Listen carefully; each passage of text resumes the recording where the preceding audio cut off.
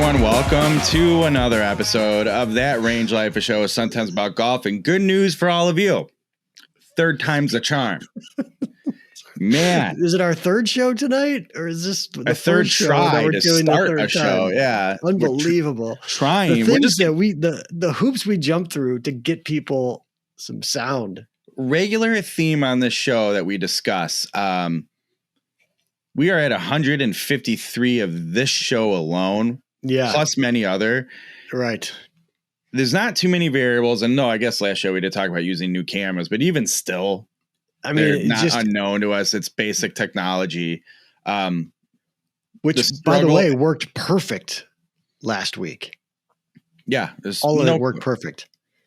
Not doing anything different. The two of us have fairly advanced technology to support this. Right. Albeit not the toppest of the line, but still. Anyway, bizarre, man.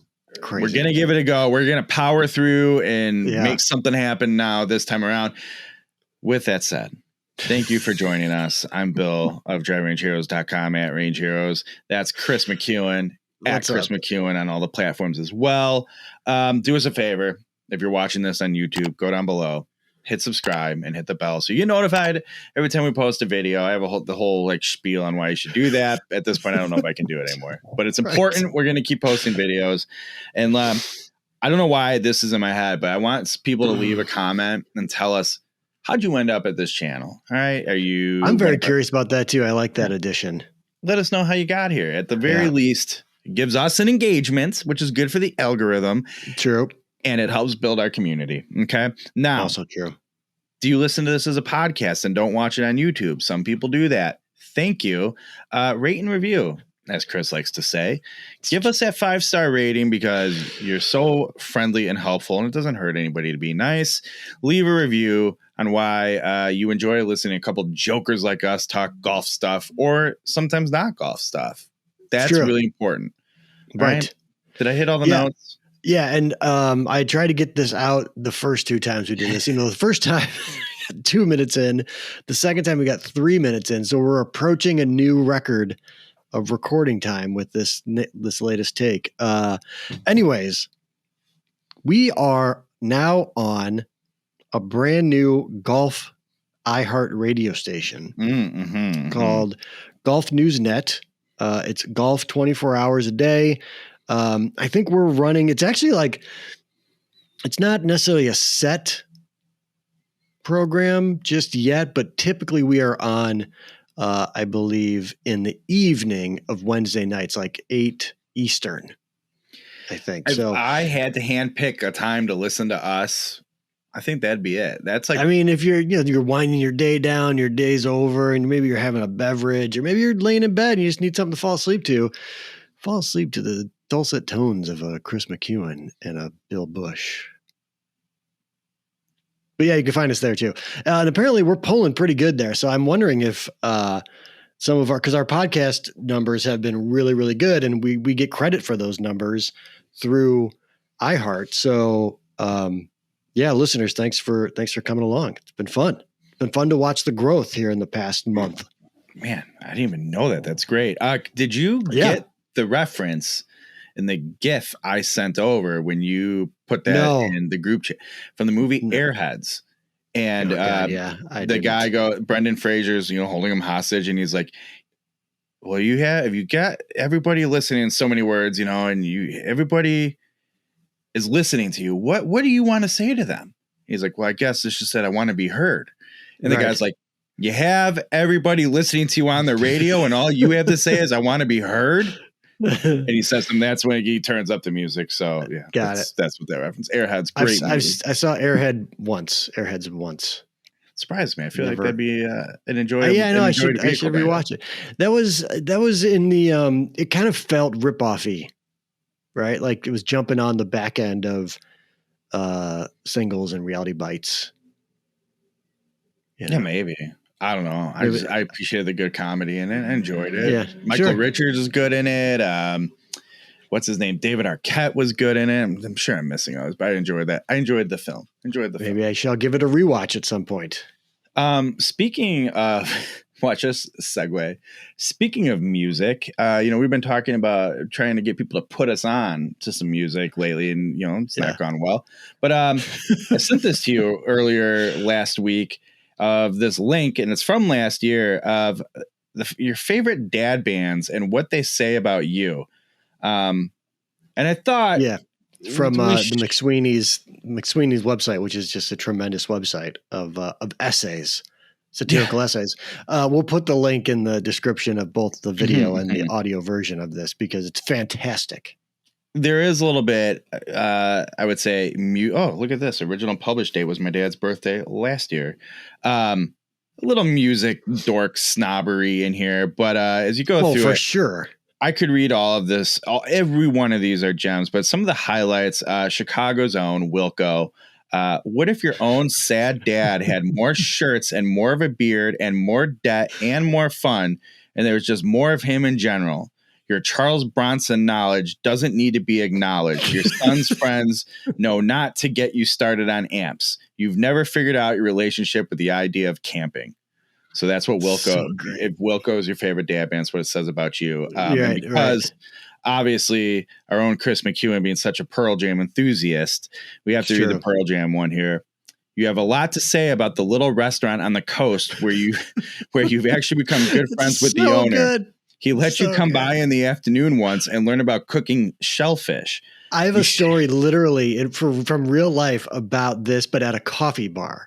You shake your head at the word crypto. 4 of your friends are named Josh. And one dead friend is named Josh. Probably also true knowing you. You're glad you don't work in business development anymore. You wake up screaming sometimes. And my God, before we even had this text exchange, if I read that, someone told me that was a Chris McEwen excerpt, I would believe it. Yeah. So that on. What's your story with the coffee shop that's similar to this? Well, when I used to travel a lot for work way, way, way back 20 years ago or whatever, installing software for school district libraries. Good times. But they would send you all over the country, and you'd go there for like a week because it would take a week to get everything inputted, and there was data involved and cleanup, whatever. And so I went to Sacramento. They sent me to Sacramento. And what I would do every Monday when I'd get into town, my first visit to the school, I'd stop and buy bagels or whatever at the local place, right? Bring them in, introduce myself, do some training, whatever. And so I stopped into this coffee shop, bought my dozen bagels, and just making small talk with the barista who happened to be the owner. And so I started going in there, and we hit it off, and we had some good conversations, whatever. And so I started going there every morning and every night because I'm a coffee addict like that. And he was always there because he's running the joint. And so by Wednesday, he had me behind the counter showing me how he makes his cappuccinos and the difference between Starbucks or what he called Charbucks and why true baristas, call it Charbucks. I can go into that too, which is fascinating. What Starbucks does. Anyways, that's the story. Like I literally have the story of how he kind of, showed me how to make this coffee, and it was fascinating. And I've told the story a billion times, for whatever reason, however it comes up. So really you're a perfect fit for a sad dad band, and Pearl Jam fit you so pretty well. And God, the number of times I wake up screaming, I can't even count. I wouldn't put it past you. A couple more. Bon Iver, perhaps the most accurate term to apply to your situation is seriously injured and lost in the woods. I like that. Modest Mouse, what are you on? What are you on? Right. You're on Life, man. Life and energy drinks. No, you haven't heard from Jen in many years now. You heard she might have moved back to town, actually. You're not on Facebook because, that's all you need. Those people listening in. Your bike is transportation too, and subject of the protest you attend. So there's that. My morning jacket. You know how to cook an eel. And I think I'll close here. I'll give one long one to close, and then the absolute, what I think should have been the finale of the whole thing. Death Cab for Cutie, big favorite of the show. Guilty, yeah, for sure. Academia isn't nearly as much fun as people think it is, but it's nice being on the other side of the 10-year process. You joined a rowing crew, but your shoulder is all fucked up, so you had to stop for now anyway. Clearly, your fandom of The Bachelor can no longer be considered to be ironic. As you sit in the Adirondack chair in the backyard, an hour after sunset, you fire up a joint and a dissociative disorder. Like, that's so pretty accurate. And then Everclear. That's really good. Oh, Everclear. God, this is my favorite. Santa Monica, Father of Mine. It's the hits go on. I mean, Sparkle and Fade was just an incredible album. I've got it behind me here in the shelves. So your favorite, here's what it says about you. If they're your favorite sad dad band, you died 7 years ago. So we'll drop a link in there. It's really good if you're, especially if you know any of these bands. Yeah, I feel like there's something for everybody because Everclear wasn't it's not a hit like an indie sort of band by any means. That was a mainstream sort of pop punk weird thing that they had going on. California music. There's I don't know if that's music put on for you guys, but it is for us this week. Okay. I want to get into, so let's get into some golf topics. And I feel like you and I generally do not, by satirical choice or whatever, we stay away from a lot of the shocking everybody on golf internet's getting worked up about it. Right. Or we get some sort of like sarcastic comment about like, oh, but we're not going to, and whatever. This is one. And actually, of course, there's an update to it as of today and going on the set list. Yeah, before we went on and tried to do this show 3 times. The Swilcan Bridge debacle. All right, so just real quick here. Yeah. Just not everyone, believe it or not, is going to know what the Swilcan Bridge is. So I thought you were going to say what the debacle even is. But yeah, let's start with the Swilcan Bridge. Yeah. So if you've watched the British Open, I'm going to call it that on purpose here for those of you who may need the distinction, but the British Open, the Open Championship, and you watched it at St. Andrews in Scotland, there's a famous bridge, okay, on the 18th hole. Right. And it gets you over a little creek. I forgot the name of it. I apologize. Berm, if you will. Right. But it's iconic. Everyone stops and gets their picture taken. It's a whole thing. It's been there for somewhere between 500 years? And 6 zillion years. Right. So I think that's like, it's been there for, it was made of wood at one point. Mm-hmm. And then they created the stone one, and that's been there, for like 100 years, more probably, longer. And everyone does their tears in their eyes farewell wave at it. Everybody gets a picture. Rightfully so. It's iconic. Right. Tiger did it. Right. The Hogan Bridge at Augusta National, while not physically modeled after it per se, the lore they were striving for was based off of the Swilcan Bridge. Like, it's a big deal. Correct. So the stone bridge, it's iconic, but as you can imagine, everybody's walking over it when they go there. I'm playing St. Andrews. I'm sure as hell going to go over the bridge, especially for what that cost me to get there. Right. But as we have to remind people, this is a public course in the community. It's not only is it a public course, it's a park when it's not open as a golf course. It is a park. It is open all the time. So, especially on Sundays, people just walk the course like they're out for a stroll. And there's dogs on it. And that's one of the greatest parts of it. So naturally, hey, I'm not going to golf here, but I'm going to still go get my picture on the bridge or walk over. That happens. So that bridge sees a ton of traffic. Especially the front of the bridge. Yeah. People stop and wait for their turn. Repeated foot traffic on finely manicured grass is not a recipe for healthy vegetation. No, it is not. Over the years, they have tried many different means to deal with this, but it's like at some point, the bridge itself is going to crumble away. And you don't want that. So they have had to do something. So what do, Chris? They put a bunch of stone, basically created a stone patio in front of it. For lack of a better term, it's a circular rock formation on the ground.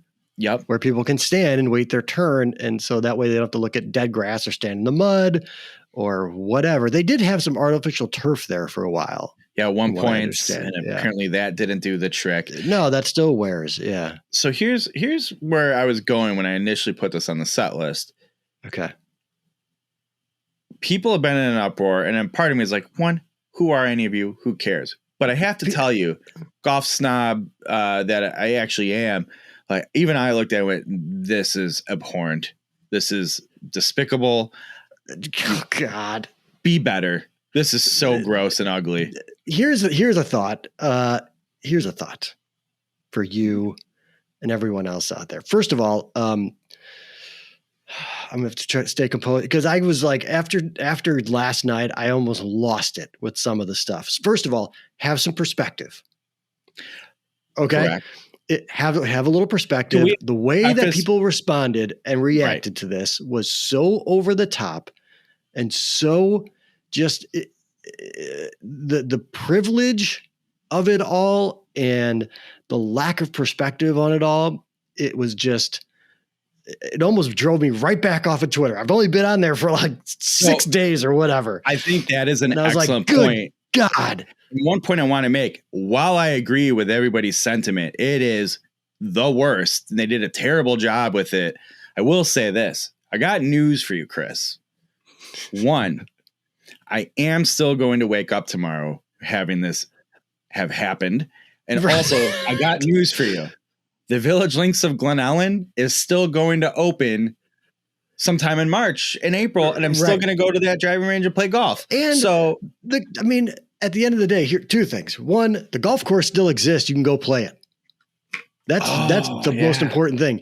The golf course is you can go play the golf course. Two, the new brick, the new stone isn't going to be in your picture. And three, you know what's crazy? I didn't even consider that one of the arguments of that, because as you know, while I see just it pops up everywhere, people ranting and raving about it, I'm not staying on long enough to digest the conversation too much. I didn't even consider that people might be like, well, it's going to ruin my picture now. No, was that one of the takes for real? Oh yeah, for sure. Oh my God. For sure. And three, I lost my train of thought now. Damn it. Here was I going to say. I am going to call me naive, Bill. Mm-hmm. You can call me whatever you want in this case. I'm going to trust the people that have been making decisions at that golf course, the trust, right? For the past gabillion years. They call him royal and ancient for a reason. To find the best solution and easiest to maintain solution that they can. Yeah. That's me. I'm just going to trust those decision makers. They thought about it. They said, this is what we should do. They showed pictures of it without the stones, and it looks awful. And if you're a maintenance guy, you don't want that. You're the superintendent. It looks so terrible. It's all worn out. It's just dirt. I say you don't like the deserted sandlot baseball field vibe of it. Then you just get people. I think what finally set me off yesterday, and it was the dumbest take of them all, which is really saying something, was Sir Nick. I almost don't want you to say it. He basically said what we were just talking about. It was like, what would you, when you're playing, you get to make this trip and you get to play this course. What would you rather have? A little dirt on your shoe or some stone on your shoe? I'm like, just the level of absurdity of that statement and the level of privilege. Like, you know how few of us are lucky enough to have the money, to have the funds, to have the ability to get over there and play that course. This is the thing. It's not your golf course. You don't own the history of that golf course. You don't own the game. You don't own the course. This is the same thing. Yeah. This is the same thing to me as people trying to dictate how I should enjoy golf, how I should play golf, how I should consume golf, all those things. Like, you're not the arbiter of this shit, man. You don't get to say, well, I guess they do get to say, because it turns out they're like, okay, we're going to pull the stones. But the whole thing just reeked of privilege and of just a lack of any sort of perspective. Like, what are you going to do when something really bad actually happens to a golf course that we love or to a place that, like, how are you going to respond that isn't exactly like stones in front of a bridge? Like, God. I would go so far as to say even something happens to, like they say that there's very real danger of the old course sea level washing away into the ocean forever. And you want to know something? While unfortunate and sad in terms of like a historical masterpiece being gone, again, the sun's going to come up tomorrow. There are more golf courses to be played. You're going to be just fine. And I'm not even, I think you can have you can have any opinion you want on the bridge. I don't care personally. I couldn't care less what they do with it. Again, I'm trusting the experts here. I don't think it affects the history of the golf course, the beauty of the golf course, the beauty of the bridge, any of that, but whatever. Wait, you want to feel what you feel the way you want to feel. Okay. It does affect. So this is where I think I think you said it like dead on how I ultimately felt about it. Like I totally agreed when anyone's like, God, it looks so bad and the course deserves something that looks a little better. But here's the catch. One, perspective, as you've been saying. Two, along the lines of trust the experts. Okay, trust the expert. You're not going to trust the experts. You're the arbiter, as you said. Right. What do you do instead? Let me tell you something. What's your solution? Let me tell you something. I could promise you, I don't know what that is. And I wouldn't have a better option. Well, I just love the people too that are like, just replace the sod every blah, blah, blah. Like it's not like, again, you're spending other people's money and other people's hard work and like just stop. I'm so glad they folded and pulled the stones and people can shut up. We can move on. Well, wait, did they say, it's been such a long day. Did they say they were with this? Did they say they were pulling? The thing I read was a statement from the St. Andrews Committee or whatever they're called. I don't know why I'm saying it shittily in tone about them. They are who they are. They're doing the best they can. Yeah. I don't know. I don't know if that's just it. I don't know if they're doing the best they can. It looks ugly. Maybe they're not, but they might be. I just don't know. Yeah. But I thought what I read was they're like, listen, we're just trying. And one, that's not even a permanent, like we didn't cement it in or whatever. Like we're trying to trial and error, like figure out solutions that are going to function. And I'm sure like fan feedback was one of the factors they were considering. But they said they're pulling the stones. They're going to replace it with artificial turf. That's so funny. So it went from like 24 hours of a statement of like, hang on, we're just trying to figure it out to screw it. We're pulling it. Yeah. As of tonight. That news broke. What's funny is I wish they would have been like, don't come if you don't like it. But if they did that, like, you know what? Be really just be straight Scottish and be like, you know what? Stay home.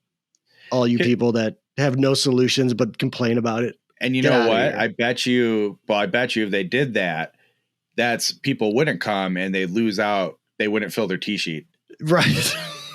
Right. The lottery, they wouldn't need a lottery anymore. You could just walk up and get a time. I mean, if just percentage wise, there's no way all the people that were bitching and moaning and whining about this have crossed that bridge. There's no way. There's just no way. Do you remember some time ago, and I think this might be just for this subject, I have to call in a favor here. Do you remember some time ago me telling you about I now have a loose connection to Tony Jacklin? No. I'll just leave it at that. And I got a video sent to me from his house in his like man cave of all of his like golf nerd stuff. Yeah. And he's short version, all of his trophies, this, that, whatever. He's like, I can't take it with me. My kids don't want it. My Ryder Cups, all of it. Just get rid of it, sell it, donate it, whatever. I might have to reach out, see if I can pull some strings and get either a video sent, getting his thoughts, or come on the show and we'll just ask him like we just need 5 minutes of your time. We want your Swilcan Bridge thoughts and just see what he says. Man. Because I'm going to bet you he's along the lines of like, oh yeah, no, a lot of great memories, who cares? Changes happen, guys. I don't know you just have to, I don't know. The whole thing was, and again, maybe that makes me a bad golf course historian appreciator. I don't know. I just think, can we still play the golf course? Can I still go there and cross the bridge and play the course and do the whole thing? Like, yes. All right. Well, then do you still play a golf ball made of 3 scraps of leather stuffed with feathers? Right. It's no? just weird. But then, that also bled into the fact that they changed the old Tom Morris shop into the open shop, right? People are also like, okay, great. Now change this back to whatever. Like, God, go away. It's the same people who are like, the good old days. Like, yeah, great. Straight white guy misses the good old days when he didn't have anything to worry about. Like, get out of here. You can't do it anymore, man. I will tell you, it's exhausting. Though, from like a golf history nerd perspective, I mean, I'm not telling you it impacts my life at all, but I do feel like the old time swap for no reason. Like, that just seems like a miss. Anyway, you know what I mean? Exactly. Yeah. Right. Right. Like, but I'm not demanding that sign there and sold the same stuff you're selling in it. And, okay. Got it. Yeah. I just, let's everyone just have some perspective on some things. That's all I'm asking. I did not think the Swilcan Bridge was going to be this lengthy of a discussion for us. It's just such a perfect example. And for those that aren't on Twitter and experience the golf thing, like that is the exact perfect example of why it can drive me crazy. It's just like everyone builds off and it's of course like, and I get it. That's part of my new Twitter sort of personality is if I have to read and scroll through all these inane thoughts by people, you're going to get my stupid inane thoughts. But at I the don't same like. time, I conceptually just don't like you being back on Twitter. I felt like there was a justice being made with you not being there, and now I'm like, there's something that this can't end well.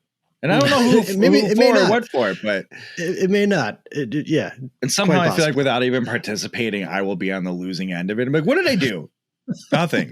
That's not true. There's enough targets out there that you don't have to worry about it. But anyways, it's just a perfect example of golf Twitter just sort of losing the plot on some stuff. And but whatever. I just know if we get over there ever and the Swilcan Bridge doesn't look right, I'm gonna go in and ask for my refund immediately. You can expect a 1-star review on Golf Pass from me. Yeah, watch out. All right.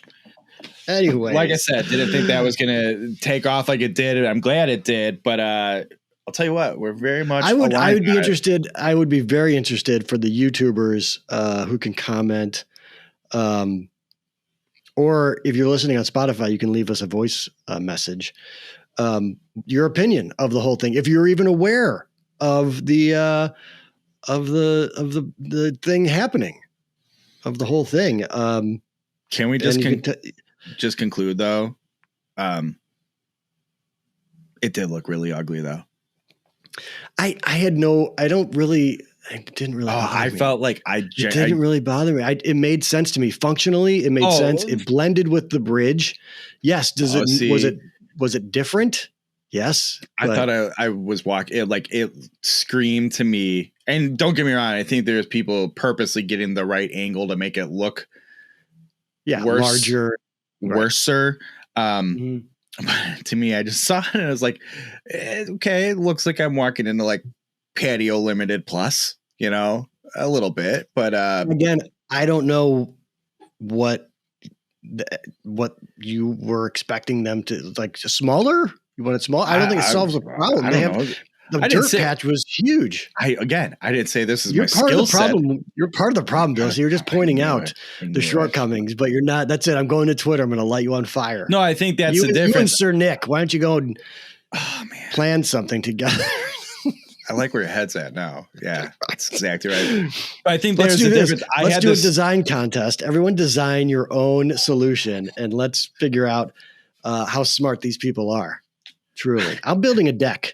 Quite honestly, I'm gonna build a deck and I'm gonna turf it. Put some turf on the top of it and be like, there. I wasn't sure after you reached out to people saying, "Hey, show us your designs." When you said building a deck, I'm like, you building a PowerPoint of the greatest. Oh no! Submissions or a wooden deck. I'm going to build. Yes.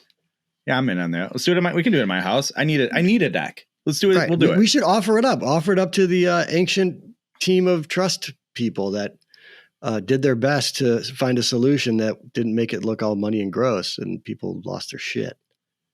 I think there's a point. So I looked, I'm like, God, that looks bad or whatever.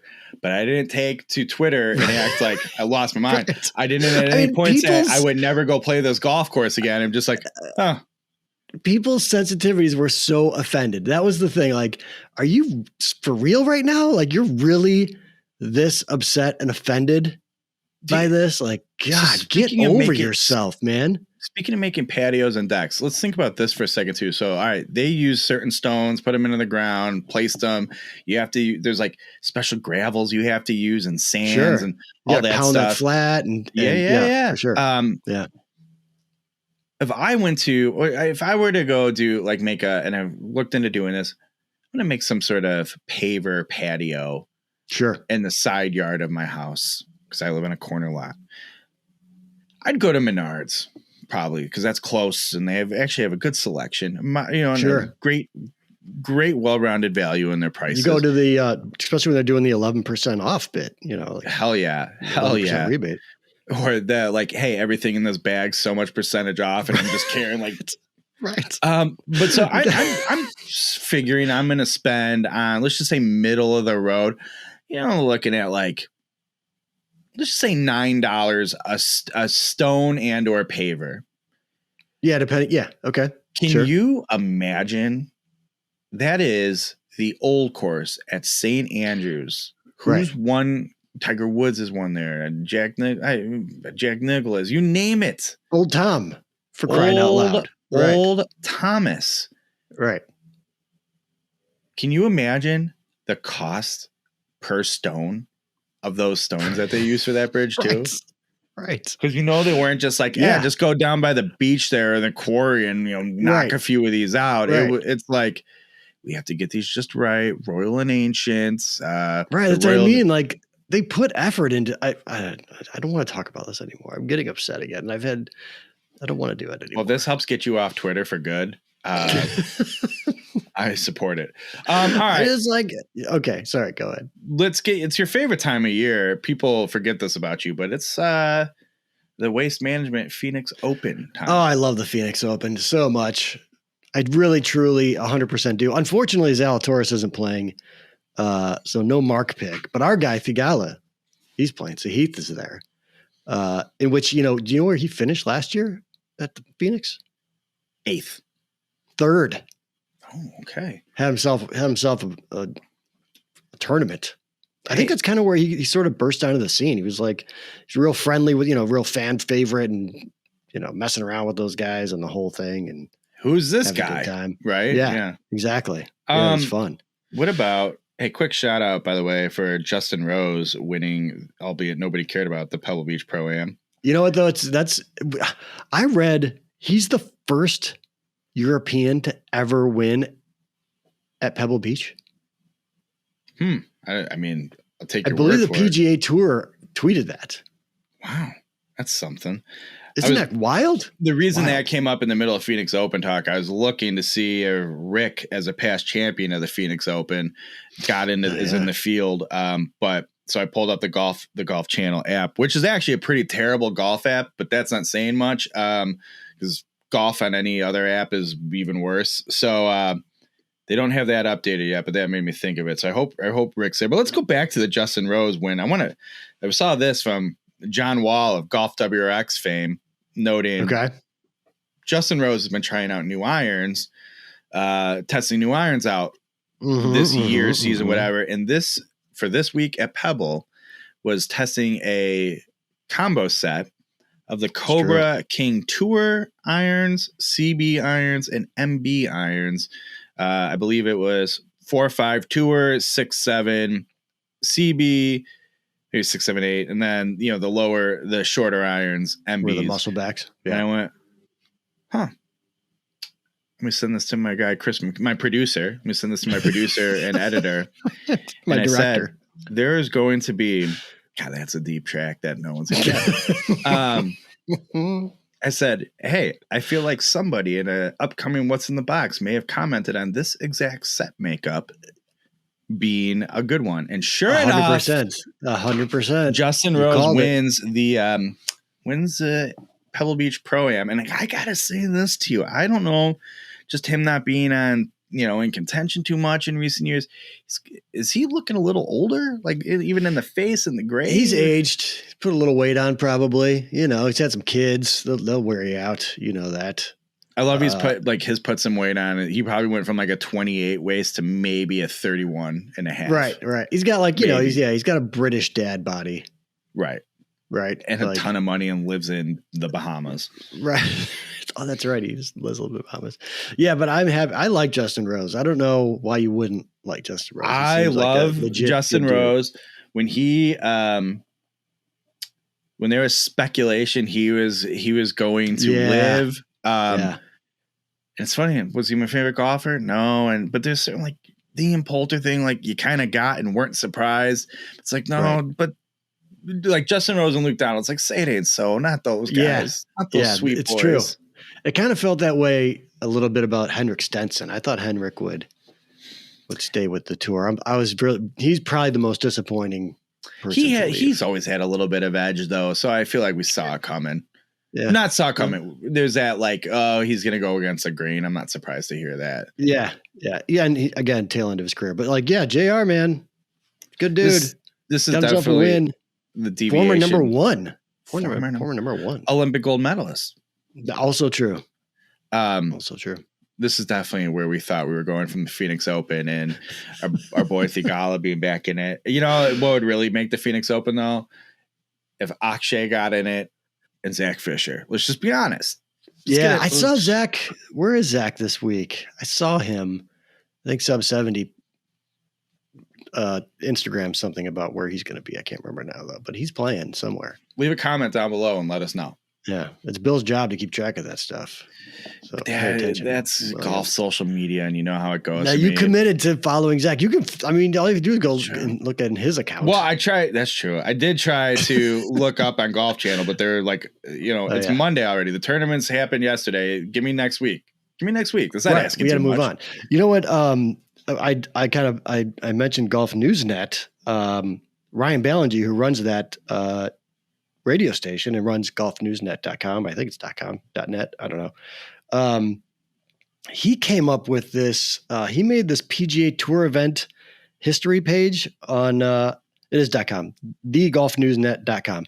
You can go, and really he made this for the gamblers because I know Ryan loves gambling, and you can pull up any event from any of the past years up to 2011. It looks like, and pull up who won. The whole leaderboard, the final leaderboard, which I thought was pretty cool. Man, that's impressive. Yeah, I know. So last year, let's go. I'll just do it live. We're going to pull up the Phoenix Open. Do you know who won last year? No, not even a clue. Of course, because we both were like, who is this dude? Scotty Scheffler won it last year. Well, we were talking about like, I never thought Scotty Scheffler would be the number one. Keep in mind, this time last year, we would have probably been in some pretty bad curmudgeon doldrums. This was true. A little over a week out from our California trip to hang out with Fujikura being last minute canceled because COVID got into my house. That's true. So we're both, I don't even care what's going on with golf. So that's who won it last year. Although this year we got, what a field, William. What a field. Elevated tournament. Everyone's showing up. I think I saw 23 out of the 24 top players in the world. Even though, of course, some people were like, it's not the top players in the world because blah, blah, blah, WGR and Live. Like, nope. Top 23 of the top 24 eligible players in the world are playing it. Shut up. Hey, was that a real quote I saw where it said, Tiger Woods said, of course, Phil wants to see like a Ryder Cup format between Live and PGA because that's the only way anyone will give a shit about those guys or something. Was that like a real quote? I didn't see that, but I hope it was. If that was a real quote, and I'm not like, a lot of leaving the comments pandering, or groveling, one of the two of those. Right. Both. If you have something to support that and we can get proof of that, can you just leave that below? Because I saw that. I'm like, is this someone just being satirical and being funny, or is that real? If it's real, I think I kind of love it. I don't know though. That's too cheesy to be the best. Be the best. And the whole Ryder Cup, the PGA Live sort of model thing, like no. I have no interest in that. And B, it would be a bloodbath. If you look at the matchups, if you look at the players from both sides, there's no PGA would destroy that team. In a lot of ways, I think that almost might be a way for PGA to just sink it. I don't think it'd be 1 year, 2 years, but eventually just be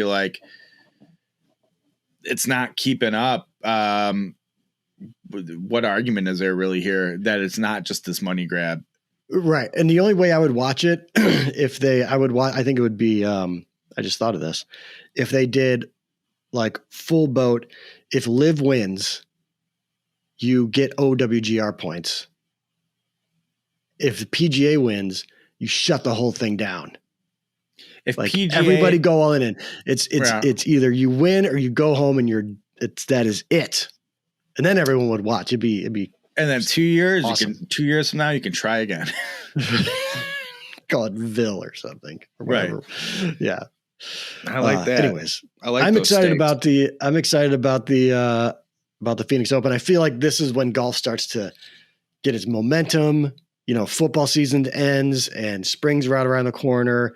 I love the golf course. I think the last 3 holes are a blast to watch people play, especially on Sunday. Because you got 16, of course, and then you've got the drivable 17. It's just a fun way to go. And there's going to be a ton of really good players. I was going to address the other thing about people complaining about the PGA, about the Pebble, about the Pro-Am. Oh, I was hoping you were going to give us a comment about Twitter Chris McEwen being back. And again, flipping over, it's the one that pops up, and I see you make a comment about commemorative cups. I didn't know if you want to add that to the show too. Oh yeah. So instead of last year, do you remember last year when they had cans of beer? They were selling cans of beer. Yeah. At the 16th, the big tall boy, the Coors, and of course, caps. Yeah, the twist caps, the ones you get at a golf course, the ones that you usually get at a golf course. And of course, inevitably, someone gets a hole in one on 16. And what do you have? You've got, 5,000 cans of beer flying through the air at these guys, making a complete mess. And not to mention it's a flying object that's going to hit somebody. So they've rid themselves of the cans. And they released a statement, like the Phoenix Open or Waste Management released a statement saying, this year when you buy a beer at 16, you're going to get a commemorative cup. Hold on to yours in a cheeky sort of, I called it a nudge, wink, wink, sort of say no more sort of thing, saying, please don't throw these cups. There's no way those cups are. 3/4, what do we think the percentage is of people that actually are there to watch golf at the 16th hole? Maybe 50%? I was going to give it 40 to 45. Yeah, maybe. I really think higher because it is a golf thing, but the reality is it's become a tourist, it's become a party thing. event, and right? Not to mention the Super Bowl is going to be there this year too. So everyone's going to be in town. It's going to be let's go to this thing and just we're race to it'll be a whole thing. They don't care about a commemorative cup. They're just going to be outside drinking and they're going to throw cups. So yeah, that was the only thing that I mentioned on the Twitter, that there will 100% be cups flying through the air on 16 without a doubt. And if you get one of these cups or two and want to send them to Chris and me for the lulz, feel free to do so. That'd be so amazing. Yeah. Be so amazing. I will trade. What do you guys want? You want that Range Life swag? Done. Yeah.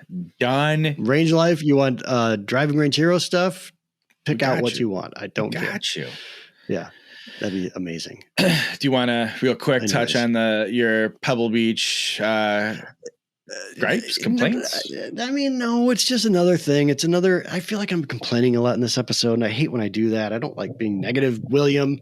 I don't know. That's not true. I'm pretty positive on the show most of the time. Oh, on the show. Okay. Yeah. Yeah. Well, yeah. Oh God, no. This is, yeah. I wake up screaming. You heard that? Right. It's mostly because golf Twitter is complaining about a tournament that no one is making them watch not being fun. Well, don't watch it. Like, that's what it was. It was like Pebble Beach this Pro-Am is broken. Like, we need to fix it, or it's so boring. There's nobody in it. Like, turn it off. Go read a book. I don't know. Go play with your kids. Do something else. I got news. You don't have to watch. Golf watching has been broken for a long time.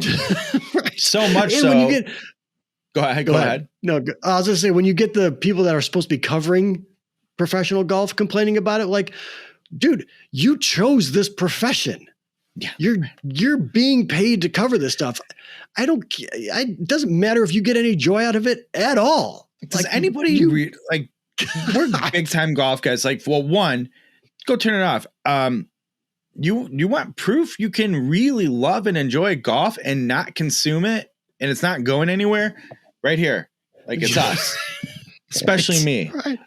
Right. Like, yes, are there better tournaments than others? Of course there are. There are better fields? Of course there are. But there's also something we've talked about this before. A first time winner on the tour, it didn't happen this time because Justin Rose won it, but like, that could be fun to watch too. Like, just because it's not like all the all-stars winning, like, it's just, golf's inherently boring to watch on TV, much like a baseball game. There's a reason people talk about, like, oh, I just love like turning it on and taking a nap to it. And like, right. God, that was the best pre-kids. It'd be like, so my wife would be working. She worked a retail job. She'd be gone all day Saturday. I'd wake up, maybe I'd go play some golf, and then I'd come back and turn the golf on and just like fall asleep with my dog on the couch. 100%. And wake up at like 5 o'clock. It was awesome. Yeah. And you watch the last 2 holes, and then that's it. You eat some food. Golf is boring. It's supposed to be. And it, like, TV cover, I mean, it's supposed to be. It's more or less a joke. But it's not just the AT&T Pebble Beach program. It's the whole thing. And there's a reason some Saudi oil barons, the government, spun up something else, because like, there's an opportunity. People think golf's super boring and there's no entertainment factor, and we're going to make it more entertaining. Sneak peek, they didn't, but right. Yeah, I just think, again, the folks on Twitter really don't like anything unless it's Tiger in the final round winning a tournament, or Rory, or JT, maybe Jon Rahm, like these dominant players. Like, I get it. Everybody wants a dominant player because then the stories sort of write themselves and they don't have to work that hard. Not like Ryan Q Info, who's out there at the Mondays today all day chasing guys down and getting their stories. Like, that dude's working his ass off. And meanwhile, you got somebody working on NBC like, this tournament's boring, man. Like, Ryan's working his ass off, and then he posts something like, oh, funny story in less than 140 characters. I'm dropping my kids off at school. Right. It was interesting when it was like Monday Q Info, but keep your personal life out of it. I'm unfollowing. Oh, yeah. All right. You know what? Anyways. Last thing I was going to say. It felt like a really negative episode, but I didn't mean it. I'm sorry, listeners. It wasn't negative. Look, sometimes we gotta get going. Jib jab. I feel like I'm complaining about other people complaining, and that sucks. But just stop complaining about things that don't matter. So I can turn off the golf if it's boring, and don't go play St. Andrews if you don't like the way the bridge looks. Pay for us to go do it. We'd love to. Yeah, send me instead. I'll go actually appreciate it and be thankful and grateful that I got to do it. I'd love to play there. That's like my top. That's my number one course. Like, I want to play. Of course it is. Yes, absolutely. It's got nothing to do with the bridge. Matter of fact, Cypress. The bridge is like a nice to have. Augusta National. I'm like, nah. My number one bucket list golf course is the old course. And people are like, oh, 100%. It's kind of boring. And I'm like, no, I don't care. Don't care. Yeah. No. Leather scraps with feathers inside of them. Apparently, and wear your damn button-up, vest and your boots and the hat and the whole deal, because that's what you have to do. God forbid there be any change or evolution. Right. But I like the history that has taken place. I want to play it. I'm going to close this off with this thought today. So on a meeting today, I had, and this golf club wasn't here for this purpose. Shout out review podcast listeners. He's holding a was leaning against here, and I was thinking, how can I like make this point? He was leaning against my door, and I conveniently had a golf club over there because I always there's a million golf clubs in here. But I had right. a I'll just say, well, it's not a secret. I had a Pingman putter grip, the slender pistol style Ping putter grip like Tiger uses, right? It's been there forever. But I found some time ago an old Ping answer at Goodwill, beryllium, the whole to do. And I was like, well, I'm going to put the right grip on this thing and do it, do it up. So I had the grip sitting here on my desk during a meeting I was on. So I was just taking the grip, doing a lot of this stuff with it and messing around. And I went, okay, for no reason other than it's not like I'm breaking any course records right now. I'm an overlap kind of guy. I've done interlock before, but I'm an overlap. I have been forever. Okay. I think I'm going to start the year baseball grip. Just cause. I think I have a video idea for that. I actually have a video idea. I want to see that happen. And I want to see the difference in swing speed and face manipulation and all that kind of thing with the different grips. I'd be fascinated to see. Jake, I would imagine you have more control, but less speed with the baseball grip. I think it's going to be the other way around. I think I'm going to hit way more speed and duck hook the shit out of it.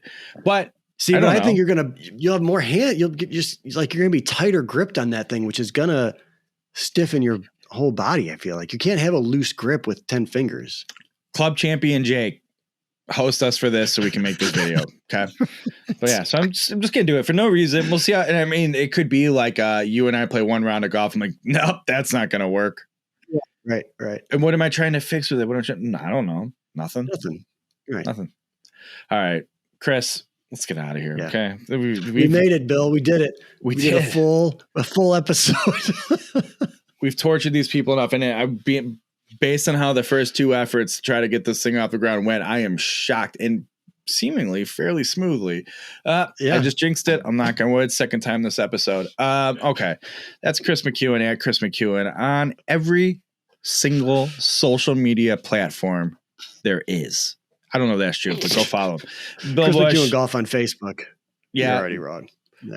That's true. You'll get there either way. Bill Bush, driverangeheroes.com at Range Heroes. If you could go follow me too, I'd really appreciate it. That'd be great. Thank you for watching. Oh, we didn't do plugs. Do you care? Oh yeah. Do your plugs. Sub 70 699 Pro V2 irons. That review came out today as we're recording on Monday. And then something people don't expect necessarily from driverangeheroes.com, but I have a PSA about some golf balls that quote unquote don't make the cut.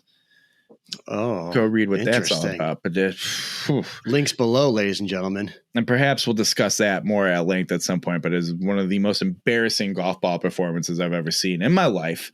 Ooh, I'm really excited about that. And then a big one, the Tour Edge's new 723 series of gear has been announced this week. So go to driverangeheroes.com, check all that out. I know this is going to surprise many of you, but we will have plenty of content to come featuring all that stuff. It's true.